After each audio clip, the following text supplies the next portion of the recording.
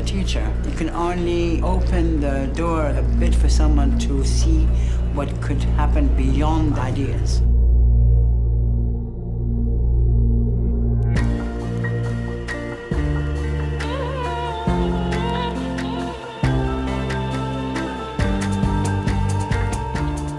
What we started to see 20 years ago was she was actually inviting us to visit the future.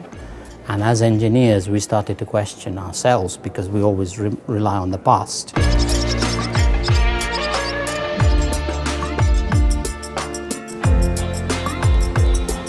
هي بنيويا غيرت العمارة، وهذا لا يحدث إلا بالقرون يعني. عندها موقع مختلف، عندها موقع مميز بحكم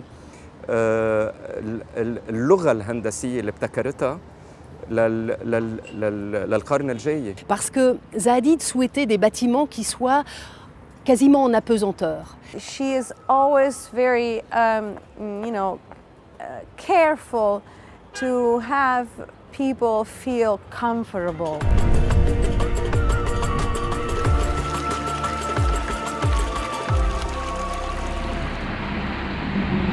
في كل مدينة تركت أثراً، من الشرق إلى الغرب روت قصصاً أقرب إلى الخيال.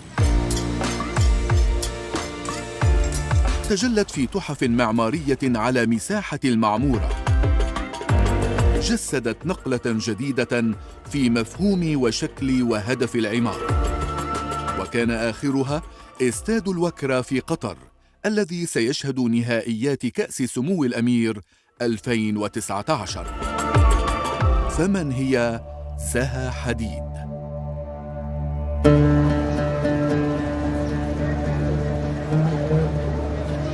احنا ما نقدر ناخذ زهاء في معزل عن ابوها العظيم اللي هو محمد حديد، ابو الصناعه العراقيه، واللي يعود الى الفضل في رفع ميزانيه العراق من 4 ملايين الى 80 مليون. انسان من بيئه محافظه، بس هو تحرر وحرر اولاده وعائلته معه.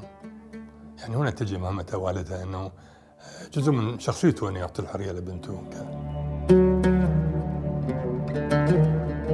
محمد حديد عنده جميع مصانع الصابون، فقرر ان يسمي هذا الصابون باسم بنته زها، فسماه زاهي.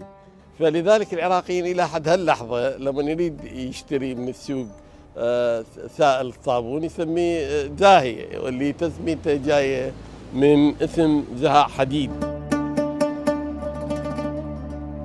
في الواقع بعد أن أكملت الثانوية في ثانوية العقيدة اللي كانت تسمى في حينها الراهبات، حاولت تقدم إلى المعماري في العراق، ما حصلت قبول، فانقبلت في قسم الرياضيات في الجامعة الأمريكية.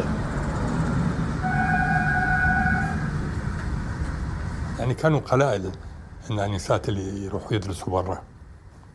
يعني اول واحده راحت درست خارج العراق كانت راحت لندن سنه 49. فزها جيل الورع.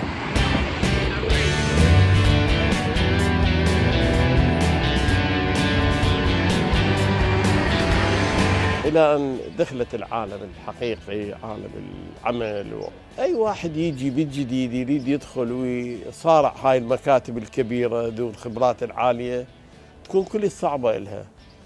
دخلت مسابقات هي أبداً مو مستوى واحد متخرج بالجديد، والغريب أنه فازت فوز كبير على هذول الكبار اللي موجودين. بنفس الوقت إمكانية التنفيذ كانت صعبة، فحتى سميت في بعض الأحيان بمعمارية الورق، يعني paper architect، يعني بس ترسم ما تنفذ. And what she'd been drawing for the previous 20 years and imagining, most people were baffled by it because she used to use words like floating and levitation. Engineers are frightened of those things. لكن شاء الصدف أن يصير فد بريك ثرو، فد إنجاز كبير في التكنولوجيا، وهي تكنولوجيا النانو، وهي أن المواد المتناهية في الصغر ممكن أن تغير صفاتها وتطوعها للشيء اللي أنت تريده من شكل. So our technologies had to improve quite a lot. We pushed the software quite a lot in order to make those buildings work. And then the technologies and the construction was pushed quite a lot.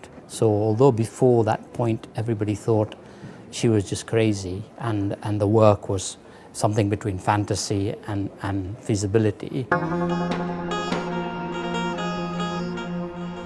فقدرت تتحقق كثير من المباني اللي كانت مجرد ورق إلى مباني حقيقية، وقفزة كبيرة على أبناء عصرها. Any architect that really believed or was really pushing modernism at a point when architects were pushing a lot of historical referencing, what we call postmodernism. Zaha Hadid's architecture is often recognized through curvy lines and these kind of wavy, almost organic, almost feeling natural lines that emerge in a space. So irrespective of what the nature of the building was, she was making us rethink about tall buildings or even rethink about the way we do horizontal buildings. And when she first drew some of them, like the one in Azerbaijan, most people thought it was unbuildable. We pushed the software quite a lot in order to make those buildings work. Back in 2012, when we finished that building, it was perceived to be impossible, and people saw it for real, and it changed the industry completely. تلام على زها أنه هي شكلها غربية، أبداً. شنو الغربي بيها؟ هي هاي الحروف العربية، هذا التموج البيولوجي للحروف العربية. هي نمت على الحرف العربي وعلى التكوين العربي وعلى الفلو مثل ما يسموه بالإنجليزي، على الفضاءات العربية، ومن هاي إجانا لربما مباني كثيرة أهمها مال حيدر علي. She was brave enough to really believe in modernism and pushed it. And it was like that for the 20 years. She always wanted to push the boundaries.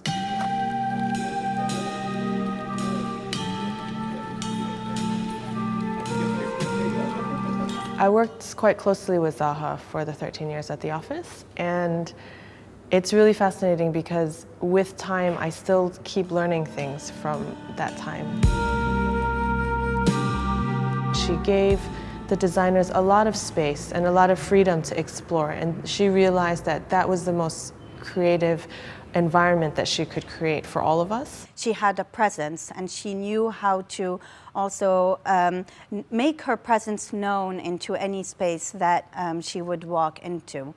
It was really important to her to show and to be able to offer this space as an environment, as a really immersive experience, because I think that there's a perception of some of the work which is that it's a sculpture, that it's this kind of object, but actually at the end of the day she saw it as a fully spatial experience.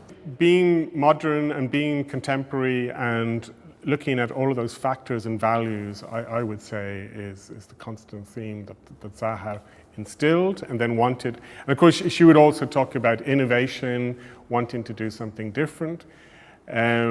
And I think that was a point of constant debate. They seem like signatures are the architects, but at the same time they have multiple layers of importance and meaning, so to speak. On the one hand, like metaphorically speaking about the airflow around the aircraft, but at the same time, like these shapes have mathematical representation and interest. They're called minimal surfaces. She had such a strong sense of who people were and what their innate talents were and how to really orchestrate that within the team. Zaha actually nurtured like very many young people who have the ambition, and she has cultivated a culture of protecting them and nurturing the talent. Working with Zaha was not easy. There was always a difficult dialogue about what's appropriate.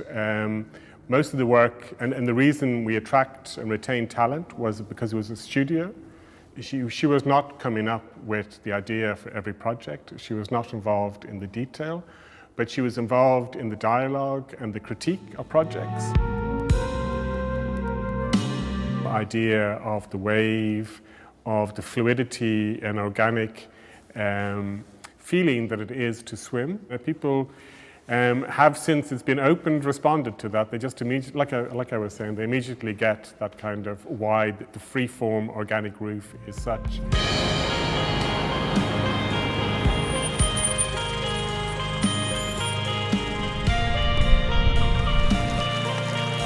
مشاريع زها حديد مستقبلية أنثوية في انسيابها، تؤمن بيئة حياة عضوية تناسب العصر وتستشرف حاجات المستقبل.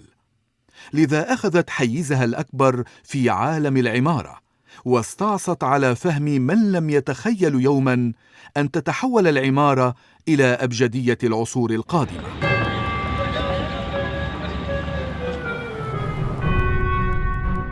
One of the major inspirations of Zaha Hadid for this building was the Roman Baroque style and culture.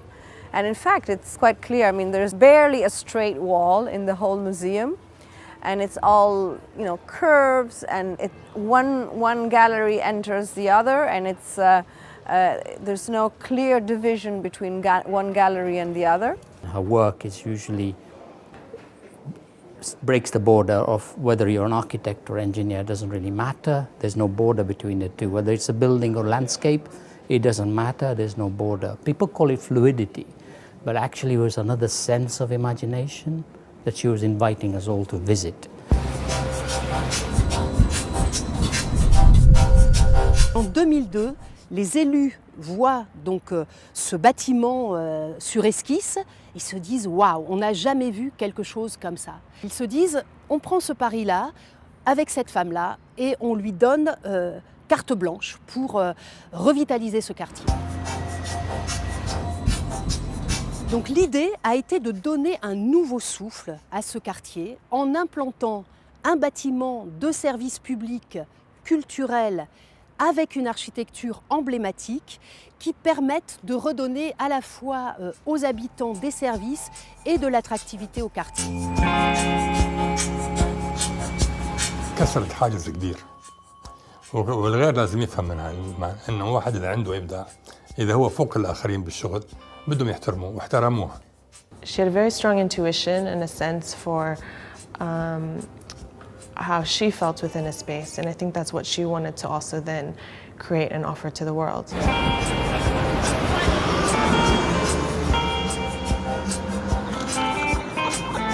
Zaha Hadid architects and the Serpentine collaborated together in order to open this renovated an extension of the Serpentine Gallery, which is where we are sitting in right now, the Serpentine Sackler Gallery.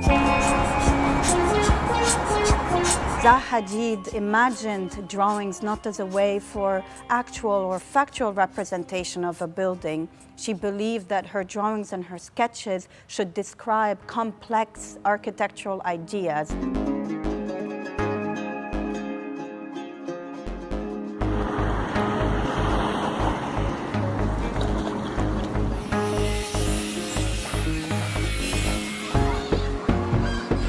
حتى التصميم تبعها عنده كمان هالقوة أنه يوضع أي معلم بينبنى بمدينة على الخارطة العالمية للتصميم الهندسي المعاصر.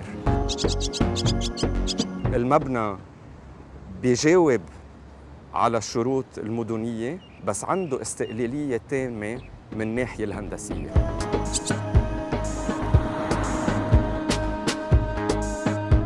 I came into the scene from looking from the outside with a new perspective on the way we should do architecture.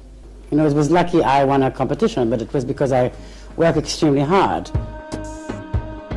المشهد الهندسي العمراني الذي تشكل في قطر خلال السنوات العشر الأخيرة أعطى عاصمتها الدوحة شخصية ثقافية ازدادت حضوراً مع الاقتراب التدريجي من عام 2022.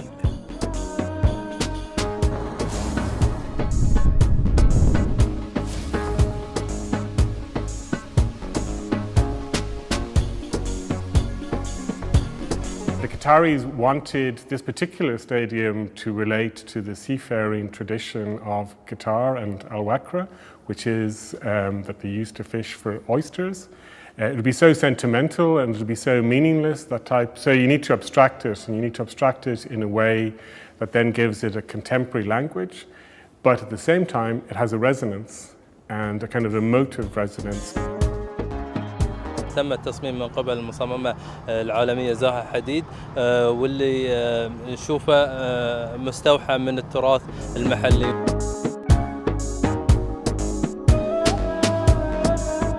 حتى التصميم من الداخل، المقاعد من الداخل تستوحي أمواج البحر والألوان اللي نشوفها على شاطئ البحر. سعة الملعب 40,000 مقعد، واللي بيتم تقليصها إلى 20,000 فيما بعد كأس العالم.